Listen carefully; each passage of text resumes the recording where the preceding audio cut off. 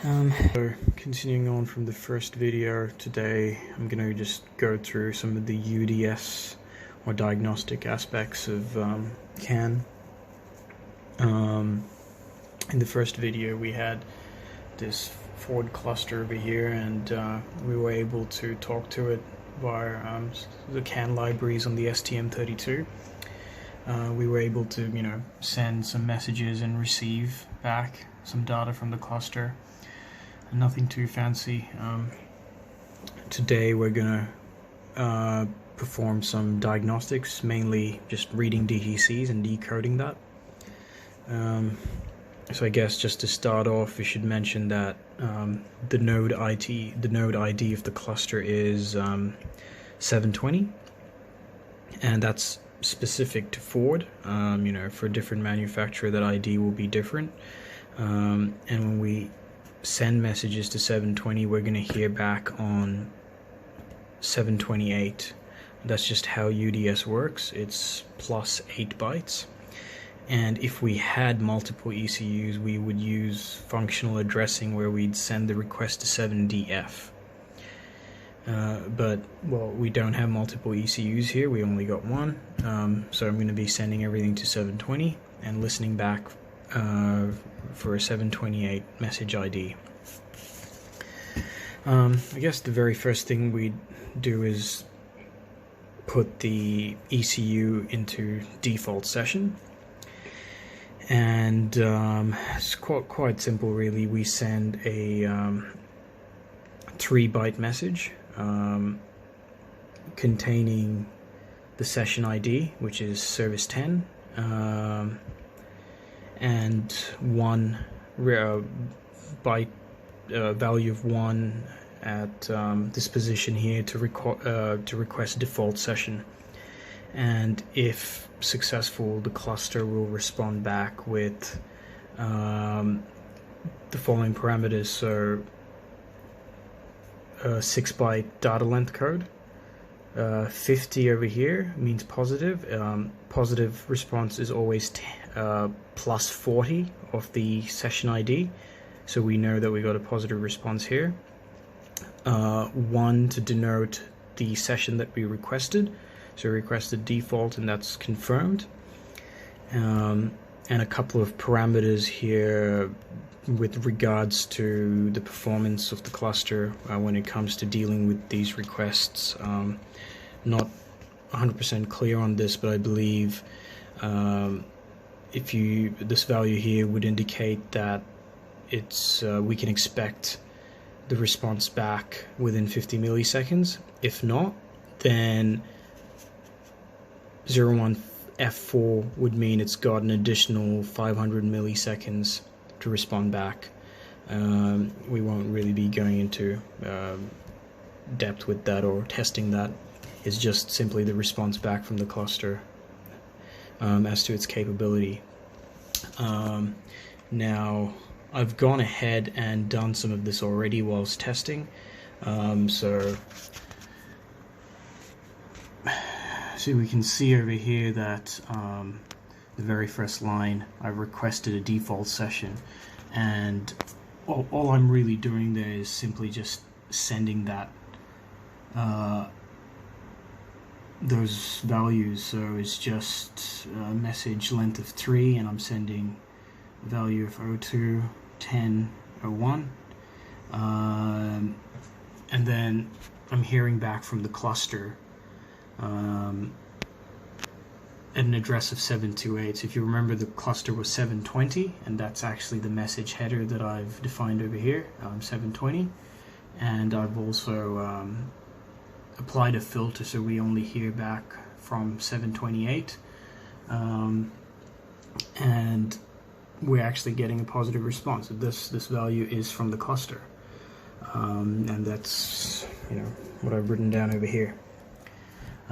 So the next thing, once we've done this successfully, is to basically verify that we're in default session. We don't really, because we've got a positive response back, that this service exists. And basically what we're doing here is reading a DID, and we're using service 22 for that. And like before, we're sending a message 3 bytes in length with the service 22 and this value D100. So D100 is basically the standard DID for the active diagnostic session. So so that should be pretty much, you know, covering all OEMs, basically all manufacturers. So once again, I'm just sending that message packet, and you can see we're getting a response back from the cluster here, and we're getting a response back of 4 bytes in length, 62 D10001, and if you remember, positive response is plus 40, so this is a positive response, and this is simply echoing the request we gave it. And since we requested default session earlier, which was a value of 01, you can see that's being sent over here. So we have confirmed that we're in positive in the default diagnostic session.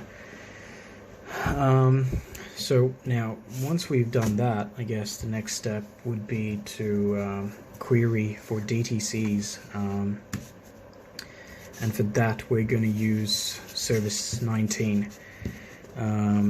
Now, a lot of the info here I've you know, just found online, and you can check the description for the links to the documentation, but really you should be able to search up most of this quite freely. And so the very first thing I'm doing is I'm going to get a count of the DTCs, and the way we do that is by sending this packet, this message basically, 3 bytes in length, service 19, and a value of 01 means we're requesting the count with a mask of 8F. Now I'm just going to refer to the documentation over here. And you can see that this is a well standardized sort of thing. So the data byte 1 is a value of 19, and the request type is between 0 and FF, or in this case, if we want to report the number of DTCs by status mask, we put a value of 1, which is exactly what I've done here. And we also request, we also need to give what the status mask that we want. Now, the status mask is basically just an indication of the different statuses of the DTC. So when you read DTCs, they all, you know, may have been set under various conditions. Some of them might be, you know, quite old. Some of them might be actively failing. So that mask is basically to allow us to query based on some parameters that we wish. And this is actually covered here, these status masks. It's basically from 0 to FF, and we set what we want by just flipping the bits for the relevant in the relevant byte position. So I requested 8F simply because this is a fairly sort of it's a standard sort of DTC request, and I've written it down over here. So basically 8F is 10001111, and if we decode that, we can find out that the first position is the warning indicator requested. So any DTC that's requested a warning indicator, well, we want to see that. These are all 0, so 654, they're 0, and the other ones are all 1111. So that's basically these confirmed DTC. So we want to know what's confirmed. We want to know something that's pending, and DTCs that have outright failed, basically. So that's the query I'm going to send, and I want to get a count, basically. So if I can narrow it down onto that, so it's simply this. And so what's the response that we get?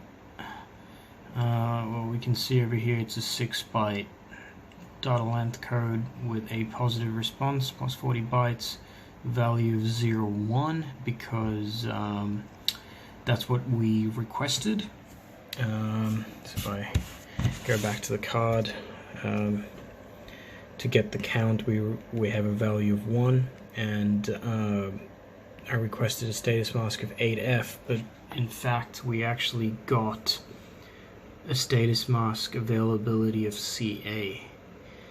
So what's going on here? So basically, just because we request with a certain mask doesn't necessarily mean we will doesn't necessarily mean the ECU supports it. So in this instance, the cluster is telling us, hey, I support status mask of CA. So it's these bit positions, and it supports 7, 6, 5. Sorry, not 5 and 4, but 3 and 1. So there's various reasons for that. Certain ECUs may not have a warning indicator, for example, or may not request a warning indicator. In that case, that position would be irrelevant. Now, when I just queried this just now, I'm getting all zeros over here. When I did this earlier, I got a 0, 9 right at the end, and these two positions are actually the DTC count. Now the reason it's different here is simply because I've been just testing, clearing, and reading again, and the DTCs that were set when I first did this have since been cleared, and maybe the same conditions haven't been met for them to be set again. So that's not too unusual, but I'm going to go based on what I had initially, which was this. It reported back that there were 9 DTCs stored, and so I did take a log of this. So I will use that here, and basically to now read the DTCs, we send another message. And the difference here being, instead of 0, 1 to get the count, we say 0, 2, and that requests the DTC stored by the mask. And what we get is a first frame back. Now the details of this, I can't go into too much depth here, but you can look it up. There's various resources online you can find that describes how these frames are structured, and you can check the description for the link. And so basically it consists of a first frame followed by another request by us, and then a sequence of frames back in response. So what's happening here is I've received a message telling me that this is the very first frame. So this byte here, 10 is indicating it's the first frame, and the second position here tells us how many bytes are to follow, data bytes. So hex 27, which is 39 bytes, and a positive response, the report type, the status availability mask, and our very first DTC. So one thing to note here is that the number of bytes that are to follow doesn't actually include the sequence numbers, nor does it include the last two 0 positions, or however many 0 positions are at the end, but I'll cover that shortly. So basically we've got our very first DTC logged over here, and we will now attempt to decode this. So since I've already written this down, I shall get this out. So as you see, it's 046013. Now how do we decode this? Again, we can use some reference documentation. Again, this is going to be in the descriptions. But basically, you can look up how this is structured, and it tells us what sort of code it is. So it's quite simple to decode actually. So we'll do that here. Now 04 is the binary value. So basically, if the first two positions are 00, it is known as a P code or powertrain related. The next two positions tell us whether it's an ISO controlled DTC or not, because some DTCs can be manufacturer specific. In this case, it's a powertrain DTC, which is, I guess, common to a lot of manufacturers. Then the low side byte of the first byte and the high side and low side of the next byte are considered together to give a numerical value of 460.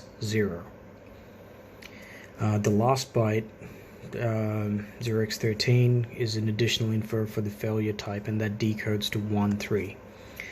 Putting this all together, you get P0460-13. And now you can look this up online and you'll find many results for this. It's a very common type of DTC, and basically it means fuel level sensor A circuit open. And that's no surprise. So I'm just going to ramp up the voltage here while we don't have a fuel sender connected. And as you can see, the fuel's way low.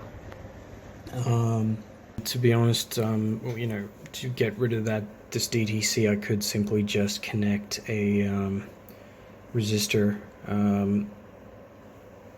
to sort of simulate the fuel sender, and we could see if this DTC goes away, but I might do that later when I have some more time. So let's decode another DTC from that list. So I've got here C1210, which is actually this DTC here, C1210. Now this is actually part of the consecutive frames here. You can see they're sequenced as such, and the way we get those is we need to send another message after this first frame, telling us the flow, a frame called the flow control frame, which basically tells the ECU, hey, send the remaining packets with this much separation time, and I requested 100 milliseconds. So then it goes, okay, yep, here's all your data. The way it's structured is basically sequence number, status mask of the previous DTC, DTC followed by status mask DTC followed by status mask DTC followed by status mask blah blah blah blah blah, all the way up till the last DTC and status mask, and these two are just 0. There's no data here, so hence we don't count this as part of the total data length given earlier. So anyway, let's decode the second DTC over here. So again, we write it out and we go C1 is this value, and this time it's 11, which actually means it's a U code. So we can see over here it's a U code, which is 11, and it's a network type DTC. Can mean a range of things. Again, decoding as before, that's 0, that's 1, that's 2, that's 1. That's 0, so we don't have anything there, and that becomes 0. U0121, no further information, which is DTC. Lost communication with ABS module. Again, this would, as you can imagine, this would be a global sort of mandatory DTC for many manufacturers, and no surprise, we don't have an ABS module connected, so we're going to see this DTC.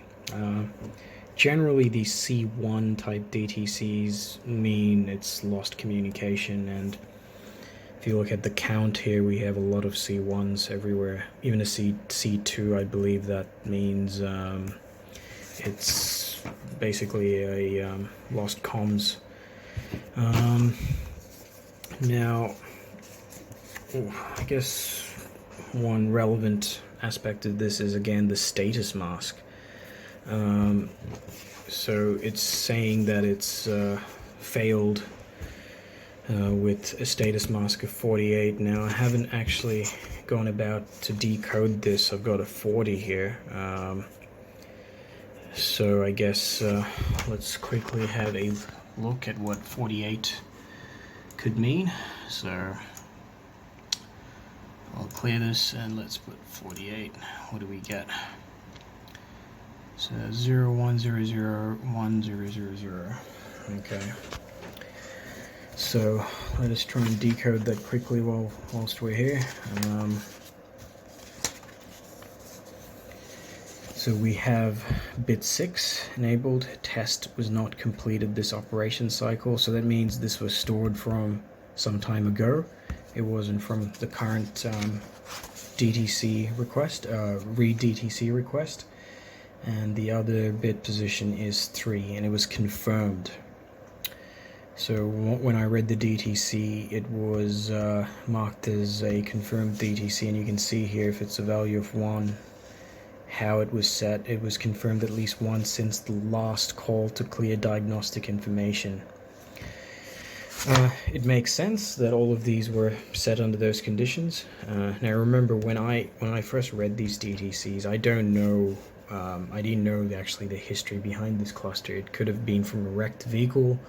Maybe during the crash and subsequent parting of the vehicle, modules were disconnected and this was powered on, and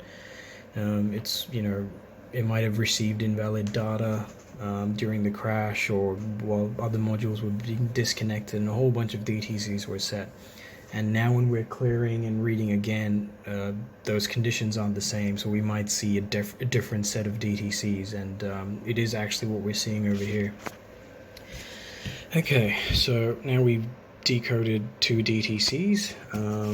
Now, one of the other things I wanted to do was read DTCs by a status mask of FF. So if you remember, we first read with a status mask of 8F. And in this instance, we didn't get anything back here. It was reporting 0 for reasons which I just explained. But earlier when I ran FF, I got a whole bunch of info as you see over here. And I've written that down as well. But I actually got considerably more DTCs. Again, this was, what was stored in its memory, and when I cleared it, some of this went away.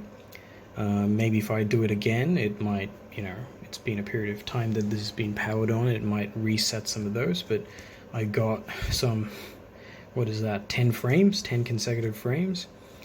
And you can see all sorts of codes here, different status masks, 40, 48, some 8, and you can see some of these we've already decoded. This 46013 is the fuel sensor one, and we also got some C4s and C5s. I think C4 is invalid data, and we got some interesting ones here. F0. So I've gone ahead and decoded this one as well. So F00316. So we decoded this in the same way. 11, it's a U code. 11, which is different to what we saw earlier with 00. So what does that 11 mean? Well, let's have a look.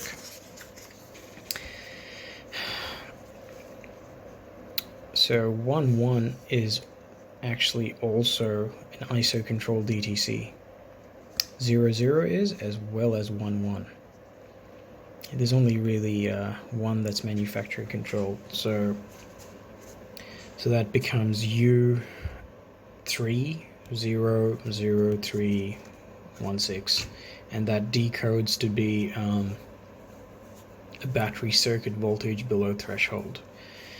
Again, not surprising because I've been powering this on and off. I've been, dropping the voltage with the dial, dropping it to 0 volts and back up again, so it would have set this condition at some point, and I think we can see it here as well. The end of my last reading, it's still there, F00316.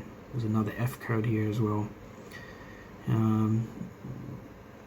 And this is actually active at the moment. So if I drop this voltage, the STM is going to complain that it was unable to send messages. So I'm going to drop this to 0 volts now, and you'll see, yep, STM32 is complaining. I just added that extra bit in as just a quick sanity, and 3B3 was the ignition message that I was sending to keep the cluster alive. So I'm gonna now ramp up the voltage again. We'll go up to about 8 volts. That should be enough to get the micro running. And it's no longer printing out error messages. If I reset the micro, you'll see it's, yep, printing some info again. There we go. So I guess that's pretty much all I wanted to cover. Actually, we could do one more thing whilst we're here. I actually added an extra bit for clearing DTCs. So let me just comment this out. We can, I've got to reprogram this, but we can try this and see what we get. So let's build this. Yep, successful. I'm gonna program this quickly here and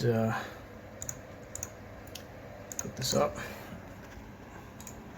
So I'm gonna reset the micro again. Yep, it's reading a bunch of info, and I'm gonna now try and, oh, look at that. This time it's set more DTCs, so obviously some conditions have been met, and it's got more failures in its memory, which is not surprising. So now I'm going to try and clear all of this, and we got a response back. So what did I send? I sent 0414. Service 14 is for clearing diagnostic info, and FFFFF is clear everything basically. And I've got a positive response. So it's telling me, it's just 1 byte, and it's saying 14 plus 40, 54 positive response, everything's cleared. So I guess that's pretty much it for now. Maybe in the next video I might cover reading some more DIDs to see what sort of info we can find. But yeah, hopefully that was helpful.